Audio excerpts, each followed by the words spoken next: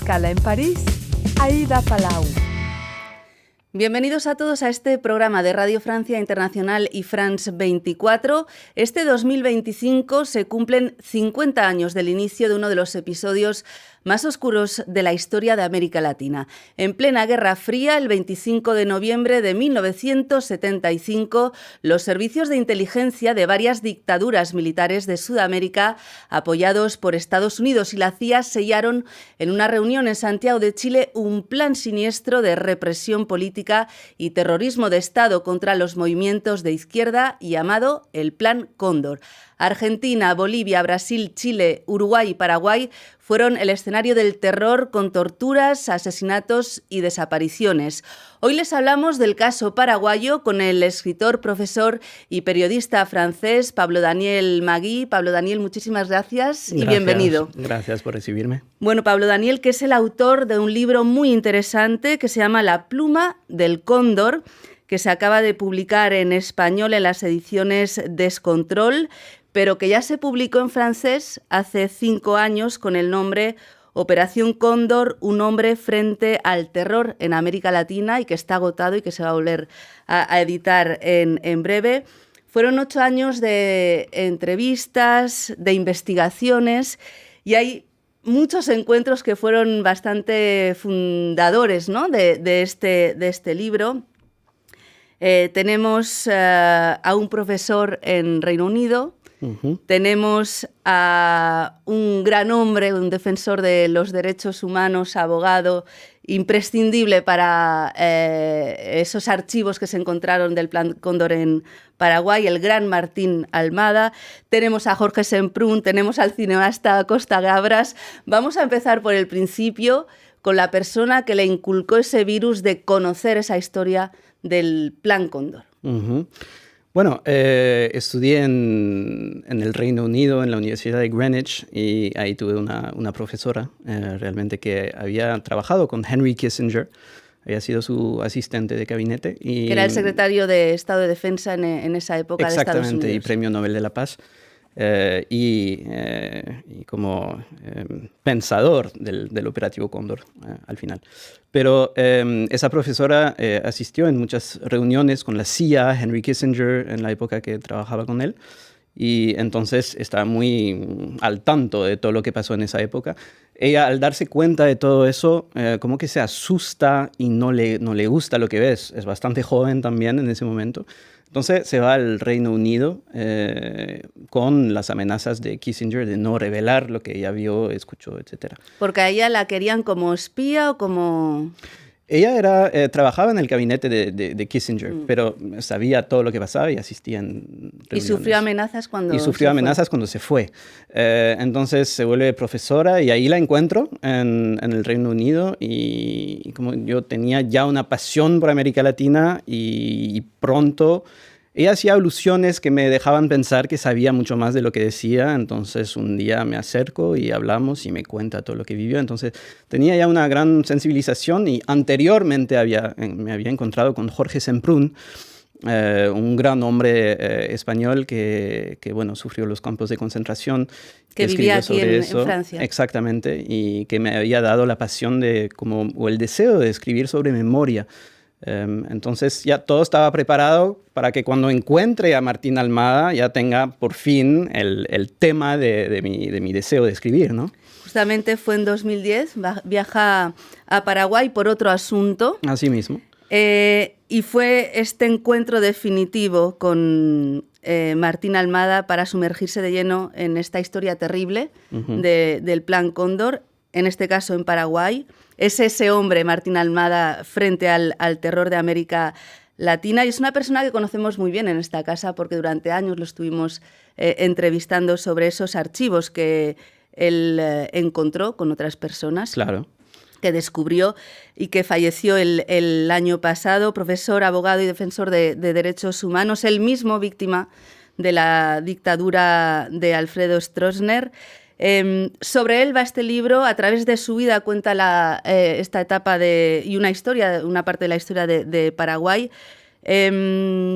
Cuéntenos cómo conoce a Almada y por qué decide: usted va a ser el hilo conductor, voy a contar su historia. Bueno, como decía, tenía toda la predisposición para interesarme en una persona así. Entonces, cuando le conozco, yo me fui a Paraguay para instalar bombas de agua en comunidades indígenas. Y Martín Almada trabajaba con comunidades indígenas, así le conocí. Y en ese momento yo era mucho más joven y él quería conocerme porque tenía una pasión del ser humano, una pasión de la juventud. Era un docente, pues, un profesor.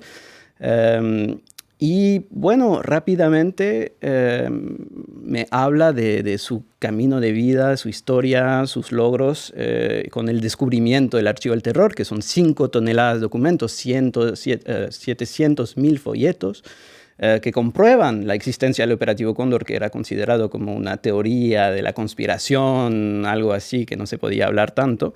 Y cuando él descubre eso, bueno, pues existe, aquí está y aquí están los hechos, ¿no? Las pruebas. Entonces, bueno, ahí me entra el virus y digo, sobre este hombre yo escribo.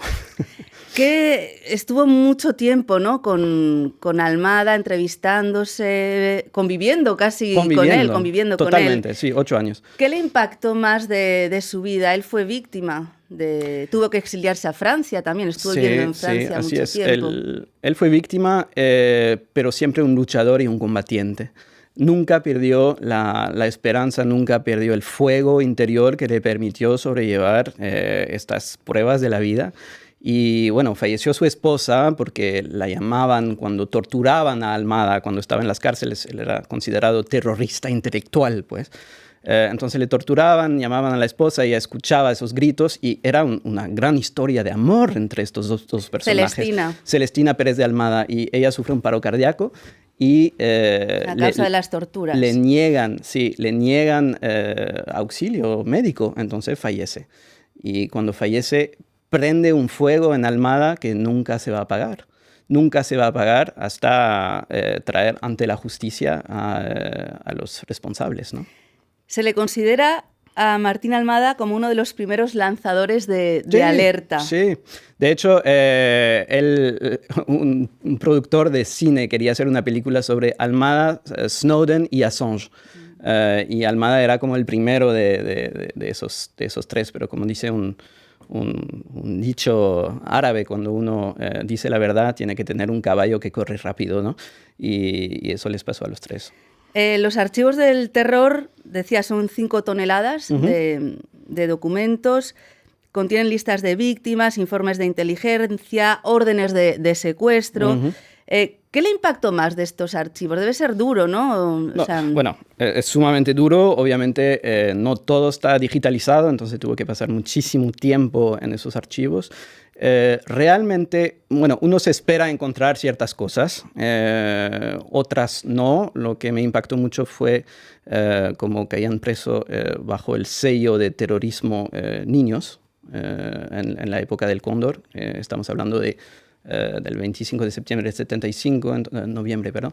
Y durante toda la continuidad de ese operativo, entonces niños a partir de 10, 11 años fueron considerados terroristas y matados. Y también el aspecto internacional del tema, porque como lo explico en el libro, el Cóndor es como una pequeña parte de una rueda internacional en el marco de la lucha anticomunista y un movimiento que empieza con la división de la China comunista con Taiwán. Entonces Taiwán se vuelve el luchador liberalista apoyado por los Estados Unidos, y rápidamente esa división fomenta la creación de un organismo que se llama la WACL, la World Anti-Communist League, rápidamente apoyada por la CIA. Y bueno, bajo todo ese movimiento van a ser el Cóndor. Pero es realmente los vínculos que encontré, porque en los archivos encontré el nombre de Gaulle, encontré el nombre de François Mitterrand, entonces, como francés, eso me impactó muchísimo y voy estudiando en ese libro. No hablo solo de Paraguay.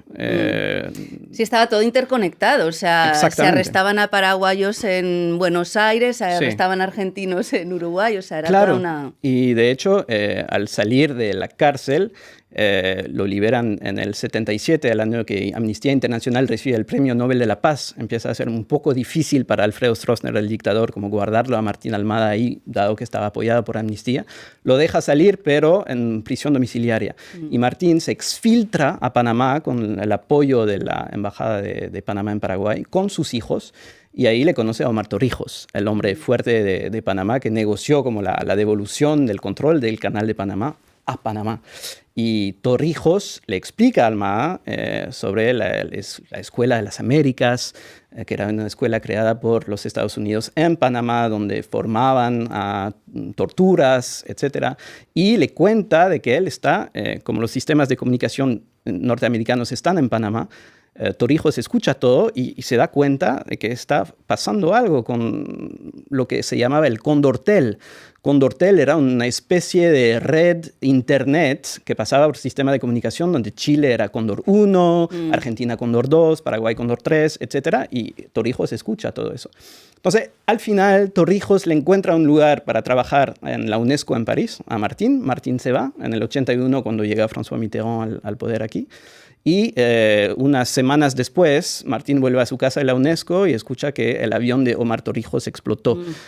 Y eso era como parte de una ola de explosiones de aviones de presidentes disidentes de América Latina. Era toda una maquinaria, ¿no? Como un monstruo. Nos queda muy poquito tiempo, pero yo le quería preguntar, claro, ha habido muy poca traducción en la justicia de esas pruebas en Paraguay, si han servido para otros procesos. ¿Por qué en Paraguay no se ha conseguido condenar a nadie o que la gente cumpla sentencia? Hay un tema de impunidad tremendo en Paraguay. Cuando Alfredo Stroessner cae el 3 de febrero del 89, se va a Brasil, en exilio, le mandan la foto del nuevo gobierno de Paraguay y dicen, solo falto yo. Solo falto yo. Entonces la misma gente siguió en el poder, por eso no destruyeron los archivos del terror y por eso Martín Almada pudo encontrar los archivos. Sin embargo, Martín hizo todo lo necesario para traer el caso de la dictadura paraguaya ante la justicia argentina.